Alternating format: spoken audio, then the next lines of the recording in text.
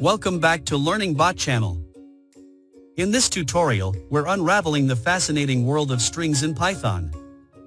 Brace yourself for some mind-blowing capabilities. Let's kick off by declaring a variable, say, word, and setting it to Python for fun. Now, this string is not just text, it's a full-fledged object in Python. Think of it like a Swiss Army knife.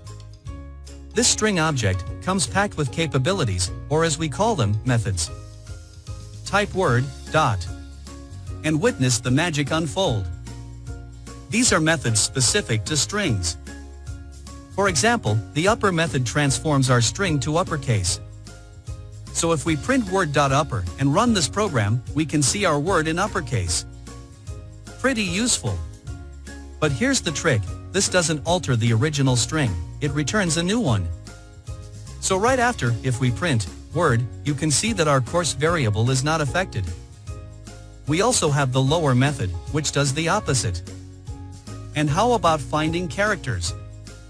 Enter the find method. Pass a character or sequence, for example, n. When we run this program, you're going to see on the terminal, the index of the first occurrence of n, starting from 0. We can also pass a sequence of characters, for example, 4. So, this will return the index of the word for. Take a look. It's 7. Hold on, Python is case sensitive. If you seek an uppercase n in our string and don't find it, you get a -1. Now, the replace method steps in when you want to switch things up. Replace 4 with a string containing the number 4. Run the program again and voila! Exciting, isn't it? But what if you're on a quest to replace something that isn't there, like X? Nothing happens. Python is cool like that. Lastly, we often want to check if a string contains specific characters. The find method can do this, but in Python, we have the elegant operator, in. Expressions like Python and Word give us a clear yes or no.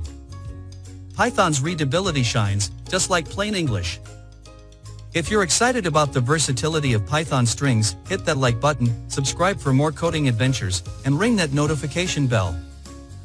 Thanks for tuning in to Learning Bot channel.